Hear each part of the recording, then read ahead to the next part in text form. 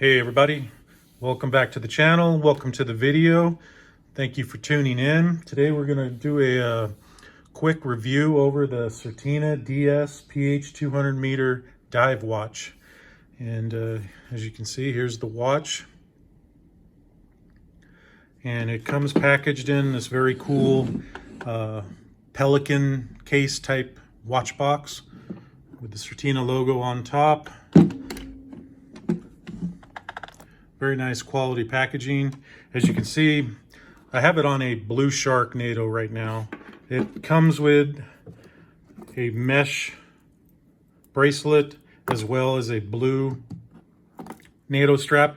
But if you're familiar with the NATO strap that comes on the Hamilton Mechanical 38, this is very similar to it. Not my favorite, so that's why, and I'm a blue shark fan, NATO fan anyway, so anytime I wear a NATO strap, 99% of the time it's going to be a blue shark.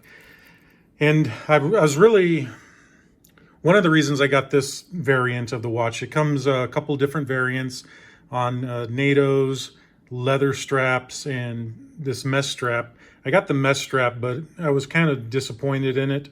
It is not a very comfortable bracelet. As you can see, for me, a mesh bracelet should literally lay flat and hug your wrist, whereas this has a lot of form to it, and it wore like if you were wearing a metal bracelet, and it just wasn't very comfortable.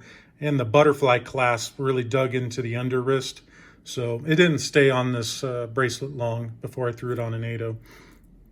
So yeah, that's what this came with. Great case, great presentation.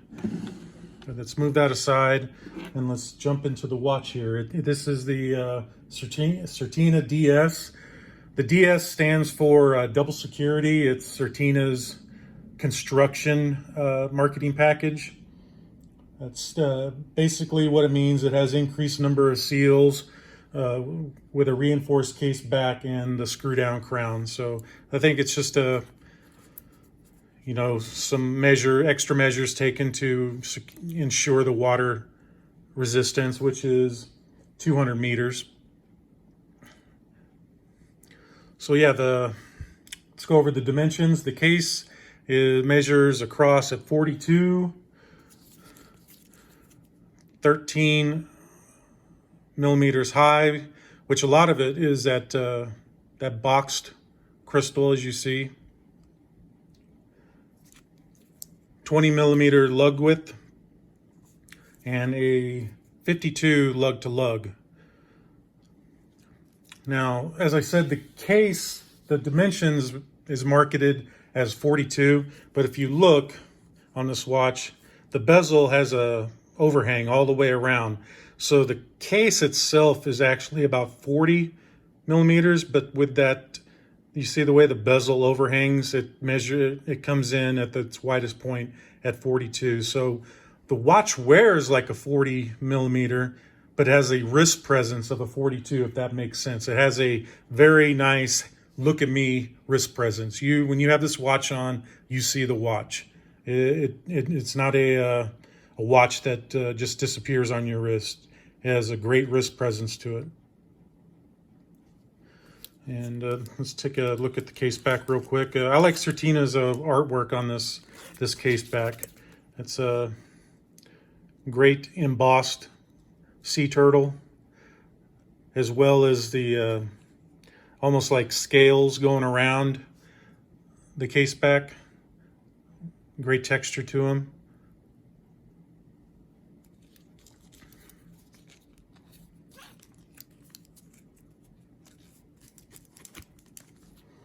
So let's talk about the dial. The dial is a black. It's not a glossy or a matte finish. It's just a very nice neutral, very complementary finish to it. And as you can see, the accents on this watch with the dial is all white or silver and black, white and black. But the second hand is a nice red, and it has that vintage crosshair on the dial in red. Sometimes you can see it, sometimes you can't. I think this is the best view I can get of it. But it's just a really nice vintage aesthetic to it. This is a modern watch, but has a very vintage feel to it with the indices on both the dial as well as on the bezel insert, which is the bezel is a nice stainless steel coin edge bezel with a black aluminum insert with a lume pip. This has a Superluminova lume on it, and I will have to say it's definitely not the best application of lume. If you look at the thumbnail on the video, that is its fully charged lume from being out in the natural sun and a quick blast with the flashlight. So it does not, I don't like the lume on it, and it doesn't last very long either. It has a 60 click bezel, good bezel action, but it's, you know, just a 60 click instead of 120. Unidirectional.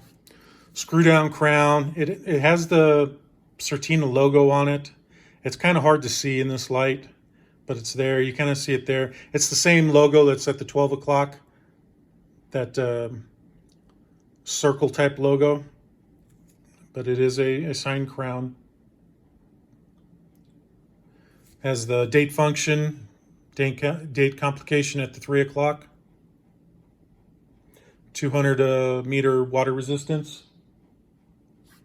One of my favorite features on this watch is, since it is a vintage inspired watch, it has a Hesalite box dome crystal, which if you've watched some of my previous videos, I'm a fan. Of course, you know, don't get me wrong, nothing beats a high quality sapphire crystal, but there's just something very charming about a Hesalite crystal, especially a box crystal, that gives you a little bit of distortion and, you know, those light shadows and just the way it looks and reflects light. It has a very old look to it. However, don't be concerned about this, even though it's Hesalite getting scratched up. It does have what Certina calls an NEX scratch guard on it.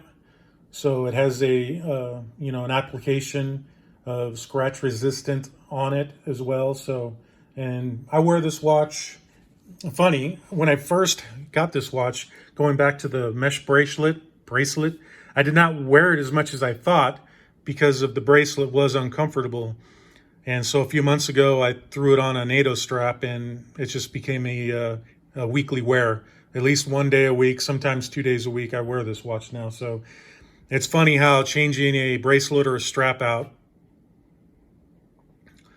can change the entire way you see a watch and wear a watch.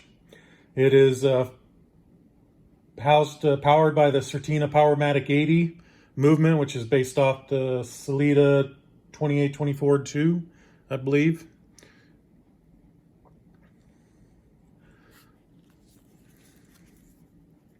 So overall, just a cool vintage inspired dive watch. This particular model came out, I believe, at Basel World 18, and Certina just released a newer, updated version of this with a ceramic bezel, if I'm correct. So that's a watch I need to go take a look at as well. But it's essentially the same style, but I think it has a gilded handset and just a couple of different aesthetic looks to it. But so things I like about this watch: it has a great vintage look to it, and if you like vintage, modern quality watches with a vintage feel, this is definitely your watch. I love the indices both on the dial as well as the bezel. I think it just gives it a great old feel to it. And overall, I like the case profile. And even though it has a 52 lug-to-lug measurement, it still wears very good. The things I don't like about it is the lume. I think it's a very weak application of lume. And I don't like the 60 click bezel. I think a watch at this price point should have a 120 click bezel. Let's do a quick wrist shot. Speaking of earlier, you know how I brought up the NATO strap. It reminds me of the Hamilton. Here's my Hamilton mechanical 38, and as you can see, I have it on a Blue Shark NATO as well. The NATO strap that came with it just is subpar in my opinion. So let's throw on the Certina real quick.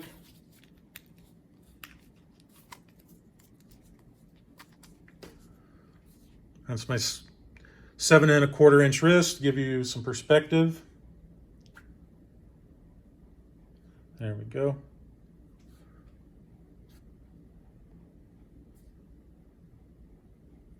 And it wears light, especially on the NATO strap. Very light on the wrist.